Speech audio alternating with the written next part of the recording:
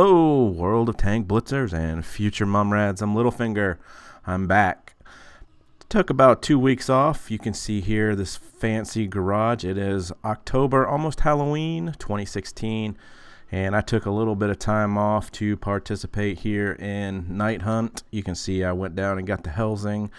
Really fun TD.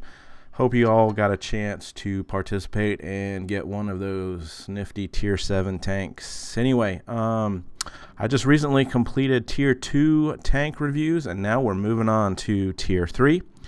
Today I am going to talk about the medium 3, which is a British medium. You can see it here in the garage. This is a big tank. Compare it here to the Chiha or even the medium. M2 medium, that is the American tank. You can see that this is quite a big tank. Get into some of the specifics here about this tank. I was running it with the 6-pounder gun, which has a 9.9 rate of fire. You can see here it doesn't really excel in anything. Shot effectiveness 33% and maneuverability 39%. Hit points is best in class there at 420, but the armor is the weakest in the class there at 14 millimeters on the hull and on the turrets as well. The engine at 220 horsepower is the lowest of any of the mediums in tier 3, but it does actually have the fastest speed limit there at 48 kilometers per hour. It is a little slow on the traverse there at 32 degrees per second. The gun damage is not exactly the best for the tier. However, what you'll find is it has a nice rate of fire there at 9.9, and the aiming time of 1.7 makes this gun stand out on this tank. Let's go ahead and look at the tech tree real quick, just to show you where this tank would take you. You can then move up to the Matilda, the Churchill, Black Prince, the Carnivore, Conqueror, and then the FV215B. So that is the line. There's also a split here. You can also go up to Churchill GC and up to the AT TD line with this as well. Let me just show you how I have it set up. Consumables, this is pretty standard for me. Repair kit, multi-purpose, and actually this is inaccurate. It should be the adrenaline. I played it with the fire extinguisher, ran about 10 games in it, never once caught on fire or used that fire extinguisher. So I would recommend adrenaline instead. Provisions, I'm running all 3: standard fuel, black tea, and protective kit. And if you've heard any of my other videos, protective kit is a must, primarily for that reduction in case of fires. Ammunition, I did carry a few Pramo rounds. Again, this is AP, so basically all you're getting is some additional penetration values there, and of course you can use the shell price button to use credits instead of gold. Equipment, I was running the tank gun rammer. Obviously that increases the amount of shots you can shoot. Enhanced gun lane drive, which increases your aiming speed, and then events, which adds 5% to your crew skills. So anyway, let's take a quick look at the spreadsheet, and then we'll get into some gameplay. So here's our tier 3 medium tank spreadsheet. You can see here, kind of already talked about it. The medium 3 is best in class with the 420 hit points, but worst in class when it comes to hull and turret armor. It is, however, top speed limit there, but suffers a little bit with the traverse. And you can see there at the bottom on the spreadsheet, pretty much worst or near worst as far as your damage and your shell penetration values. But what you'll really like about this tank is 9.9 rate of fire with a dispersion of 0.42, and of course the 1.7 aim time, which is a best in class, and let's see how I put that gun to use on the battlefield.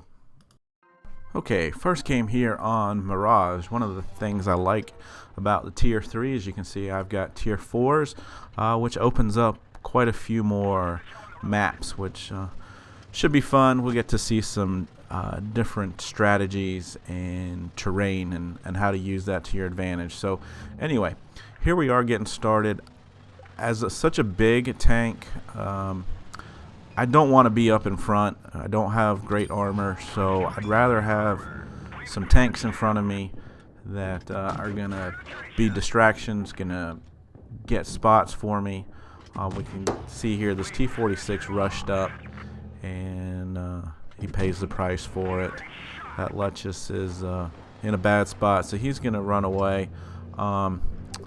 And the Panzer IV-A there is kind of sitting right on that railroad track and just allowing everyone to take shots at him. I've got a good spot here, but you can see all of our guys are tunneling in on him, and I lose sight. So I'm going to go around the side of the rock here, being cautious. I don't want to expose too much of myself here. Not really at a very good angle for bouncing shots or anything like that, but in a position where I can back up. And I thought I'd get that kill in there. I'm willing to take one shot here because I don't want to back up and lose sight of him, have him drop off. So willing to take that shot for the kill. Was not expecting that M2 medium there, and he got a shot on me. And as I'm trying to relocate and get into some lower part of the terrain here, I get shot again. So you can see here now I am on 12 hit points, so basically one shot from being killed. So I'm just going to use this ridgeline here. Keeney there, he bounces one, and you can start to see here the advantage of this gun. It is just spot on accurate. The aim time is super fast. You can see there I got about 4 shots in, and I don't think he got any except for that one that bounced. So we are quickly up 5-on-2, and of course this M2 medium is using this ridgeline. And again, you get to see just how good this gun is. He barely sticks over the top here, and I get a shot in right there. Just barely missed that shot, but I think he gets taken out right here.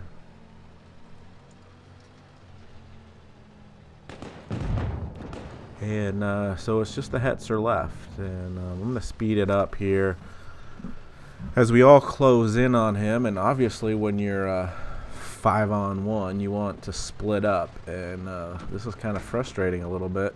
So I'm going to pull up here. I see that he's pointing right at me, so there's no point me going up there. I'm a one shot for sure, and I'm just kind of trying to keep him distracted so guys can go around the back. And you can see here all 5 of our tanks line up together at the same spot, which is not very helpful. So I'm going to go ahead and push around to the right and get a shot in here, and the M3 gets around him, and gonna get another shot. I was aiming for the track there, hoping just to keep him in spot, so maybe I get a second shot in on him.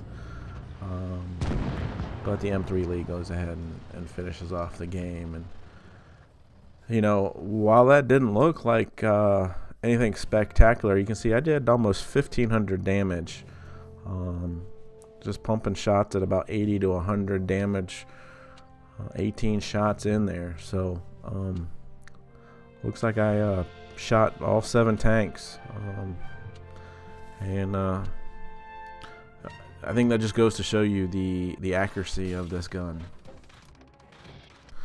Alright, second game here, top tier on the new Copperfield, and gonna go ahead and push up to the right. You can see got good cooperation from the team here. Looks like we've got just about everybody except for one who stayed in the middle there. Those SUs and whatnot, they're all turning around.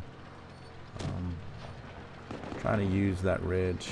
T-46 on the other side has already pushed all the way around and gotten himself spotted. So I'm going to push on to the right and see if we've got anybody that has decided to stay on this side. We'll go ahead and clear it. This PZ S35 has got great armor, but you can see here, you know, this isn't a problem with this tank. Just shooting shots straight into the side of it. Great accuracy. Don't really like, you know, wasting time going after AFKs, but since this guy was on the outskirts and I was going to have to push around, I would have gotten spotted and given away my position. So anyway, don't know what this Chini was doing here, but he has been left behind by his team. Get 2 shots in there, figure he's going to shoot, so I'll back up, and he bounces one of those HE shots. So now we are looking for another target. Our team has done a good job staying on the spawn side of the map and getting those guys pushing. And you can see that shot there into that M2 medium. That was 300 meters plus without a problem with that dispersion. This gun is great. Managed to catch the side of the building with that shot. I was trying to back up here to get the medium back in my sights, but the PZ2 there was in my way, so I'm going to go ahead and just push on forward. We do have a slight advantage in this game, and so this is more of a risky move here, going straight into the middle of these 3 tanks. Can I go ahead and get a shot there, but bounce off the PZ2. Want to make sure that I'm not walking into crossfire there, so check my right. He gives me a good shot. Looks like he must have been on a bad angle because he couldn't get his gun depression down. So that M2 medium's on my right, so I'm going to push, go ahead and get my shot in, and get around that medium before he can get a shot in. And I bounced that first one, which is unfortunate. I know he's got a long reload, so I can sit here, reload, and back up. And now I am just going to bide my time, reload, and I was hoping to try to hit his track to keep him from shooting me. Luckily, he misses here. And again, I bounce another one off of that front plate. But I know he's got a long reload and slow turrets, so I'm able to get around him fairly quickly there for the kill. So again, 4 kills, you know, just accuracy with this gun. Make sure you're trying to use that terrain. You can see here 1100 damage on this one, another mastery, 15 shots in that game. Granted, a lot were against that AFK, but you can see just shooting across, all the way across the map diagonal, how accurate this gun is. Alright, another new map, this time Lost Temple. Checking here to see which way the team is going to go. I suspect, based upon the opponent's composition, that they will go to our left here. So just checking to see where everyone is going. Can only be patient so long, but certainly not going to rush myself out there and take needless hit points away. So I'm going to hide right behind this rock. The BT7 here got a little too excited and is going to pay the price. The rest of our team comes in, and you can see here I've gotten 3 shots in on him. I'm going to go ahead here and get the 4th and the kill.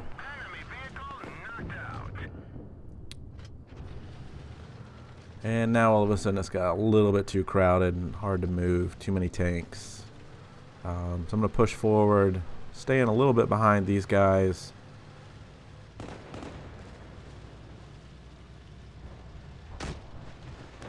I'm going to get myself into another kind of hold down position here.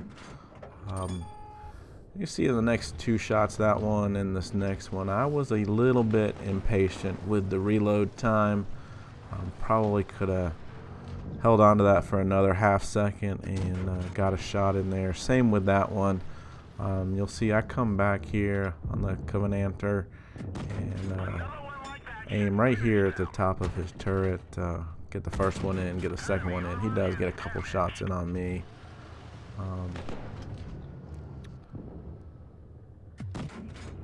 But, just being cautious, trying to keep as much of this tank hidden behind the hill since it is so big and fragile. You can see that's a little frustrating there. That one takes the rock out. And so we're picking away at these guys here on the corner of the map. But we only have a slight advantage in this game right now. Now we're up to 5-on-3, so I can go ahead and push. Not as worried about collecting hit points here. That was a little bit of just a hope for the best shot. Knew I was going to reload in time by the time I got around there. So now all of a sudden we're 4-on-1. Figure the guy's AFK, was just going to keep going up. But he is actually in the game, just been hiding in the back here. I know he can do some damage to me here, so I'm going to play it cautious. He is on the move, so I figure I can back up and get a shot in. I was surprised there that he had the accuracy on the move to get that shot in. So I'm going to fall off the hill here, break a track, repair it, and go ahead and get the last shot in here for the kill. So, again, another game, nothing flashy. Getting a lot of shots in and doing a significant amount of damage here. It's a low tier, but more than double the damage of anyone else on the team there at 1,059. So, pretty good game. So the last game I'm going to show you here is on the new Copperfield. Again, going to push up to the left. This time we have spawned on the other side. And no one's popped up on the map, so I'm going to push hard around the corner, hoping that we can spot some guys. And sure enough, there they are. We found them. Luckily, we have stayed close to this ridge here, and I can get most of my tank behind it. And I'm just peeking out to get these shots on these poor helpless guys that are sitting out in the middle of nowhere. So we are now dropping them one after the other. Go ahead and take a shot and see how I do this here with about 1 second left. I pull back out so that when I'm ready to fire, my aim has been diminished there. Go ahead and get a big shot from that PZ4 there and know that I can get another shot in and back away before he can reload. So going to just reassess the situation here. We are still with a big advantage. So I'm going to go ahead and push around the corner here on that PZ. Get a nice shot here on the run. That's probably a little bit lucky.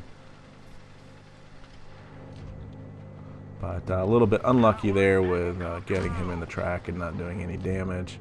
He gets his shot in, and I figure that I can get around him and reload twice before he can with that big gun of his. And then all the way across the map, get that final shot in for the third kill and the win.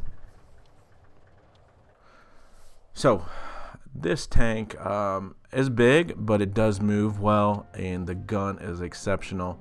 You should be doing 900 to 1,000 damage points in it on a regular basis. Just make sure that you are using terrain to your advantage, being aware of the mini map, and sticking with your teammates. Don't be the front line in this tank. But anyway, guys, have fun out there. Enjoy the game. Be safe. Get smart, not fingered. Little finger out.